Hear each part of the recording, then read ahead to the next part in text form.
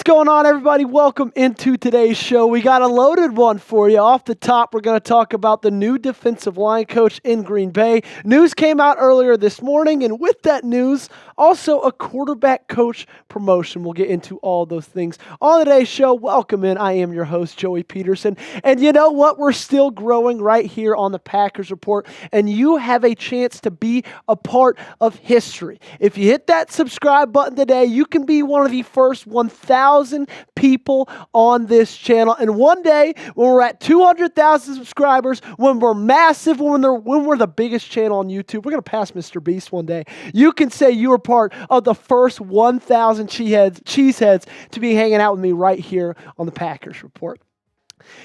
The tweet coming from Rob Demovsky saying the Packers are planning to hire former Patriots defensive coordinator Demarcus Covington as their new defensive line coach and promote Sean Mannion to quarterbacks coach, sources told ESPN. Contracts not signed yet, but agreements in place. Deals should be finalized soon. And all this, of course, is coming off the news that dropped on the 17th of January from the Packers Twitter themselves, saying Packers dismiss defensive line coach Jason Rebrovich. So let's talk a little bit about Covington and his history in the NFL, and honestly mainly with the Patriots. Okay, he was the Patriots coaching assistant in 2017, then was the Patriots offensive or outside linebackers coach in 2019, then was the defensive line coach from 2020 to 2023, the exact role he'll be having in Green Bay, and then was the DC this last year in 2024.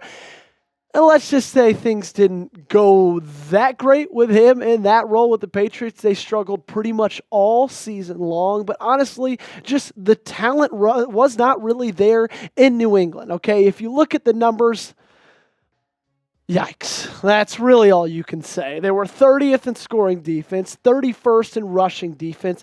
They only had 7 takeaways on the season, 29th in the NFL. The red zone TD rate was through the roof and 30th ranked in the National Football League. The one thing they were fine at was third down rate at 43.3%. Of course, that had them 22nd. That's their best ranking of the 5 right there. But what I want to look at is really what Covington was able to do when he was at that defensive line coach, okay? Because you're not hiring him to be the defensive coordinator on this team, okay? That job's already taken. You're hiring him to coach the defensive line. Let's look at what he was able to do from a run defense perspective as a defensive line coach in 2021, 22, and 23. Each of those 3 years, that unit ranked in the top 10 in run defense, okay? 9th, 8th, and 3rd. They got better every single year. Obviously, that's only a piece of the pie when talking about what a defensive line coach does, but run defense is a massive piece of it, okay? You wish you had a little bit better run defense in that playoff game against Philadelphia.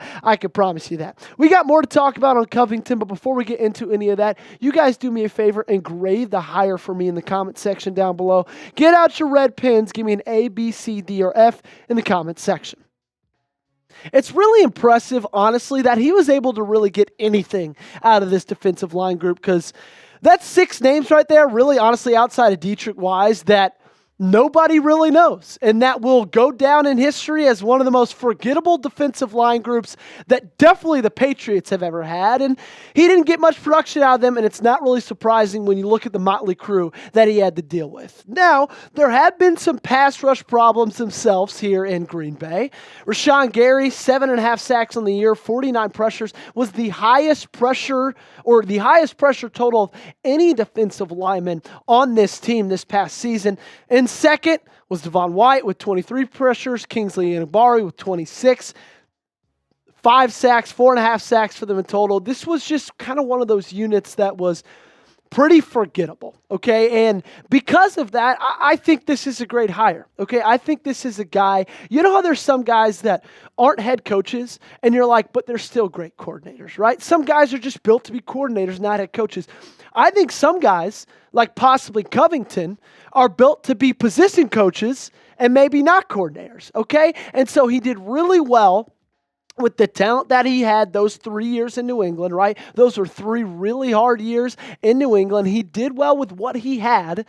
and he made the most out of it. Were the stats the best? No, they weren't. But do I have faith in him that he's going to get out of those guys we just saw on the screen a little bit more than this past season? I do, 100,000%. And I think that this team's not done adding pass rushing talent. And this is a name I want everybody to keep their eye on. Matthew Judon, okay? He's set to be a free agent this year. He was with Covington in New England for the crux of his career. And I think that that's a possible target for Green Bay this offseason as he's hitting free agency. So keep a watch on Red Sleeves number 9 right there. I need you guys to do me a favor, and that's help us grow. Like I said off the top, we're trying to get to 1,000 subs as quickly as we can. We've gotten 420. Nice number right there. We're 580 away from 1K. I need you guys to help us get there. So hit that subscribe button. Up next in this news cycle we're talking about today is a little quarterback coach promotion, okay? It wasn't just the defensive line coach that got hired, but also a little promotion from within. The Packers today promoted assistant. It was just an offensive assistant, Sean Mannion, to be the quarterback coach for this team. And there's multiple reasons why I like this hire. Okay, let's start with number 1. Mannion played under McVay. Okay, so he's played under that coaching tree. And I think it's a really big asset if you play or have played under the system in which you are coaching. Okay, if you play under McVay, I think it's pretty easy to be in that scenario of knowing what it's like to be a quarterback in that offense, knowing what that's like to be a quarterback playing under that kind of tree that LaFleur is under. So he's played under it. And I absolutely love that. Okay, I think another thing I really like is Jordan Love gets a guy that's a little bit closer to his age. Okay, Sean Mannion might be a little bit too close to his age, as some of you might like, but I think it's a great thing to go a little bit younger in that position, right? You look at quarterback coaches across the league with Josh McCown, right? Guys that didn't have maybe great success as a quarterback in the league, but they know how to coach the position. Okay, they know the fundamentals of the position, and I think that brings me to my third point. Love gets a guy at that quarterback coach in that quarterback position that played in the league recently, okay? He wasn't a quarterback years ago. He wasn't a quarterback when they were handing off the ball 47,000 times a game in this league. No, like I said off the top, he was a quarterback for McVay. He knew how to sling the rock. He knew how to toss the rock. He knew how to be a quarterback when motion was heavy in an offense.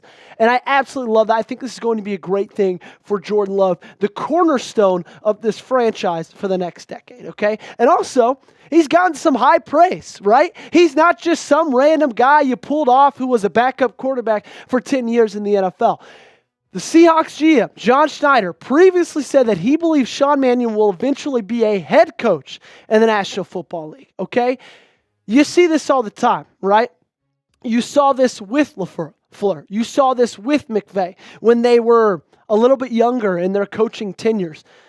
People knew that at one point they were going to make great head coaches, and the fact that same things are being said for Mannion in this role, absolutely loves it. Absolutely excites me. So show me, okay, do you love the hires made by Green Bay? If so, make sure to hit that thumbs up button on today's video. Thanks so much for tuning in, everybody. I am your host, Joey Petersen, bringing you Packers news, rumors, everything you want every single day. So if you haven't already, make sure to join us on the channel by hitting that sub button.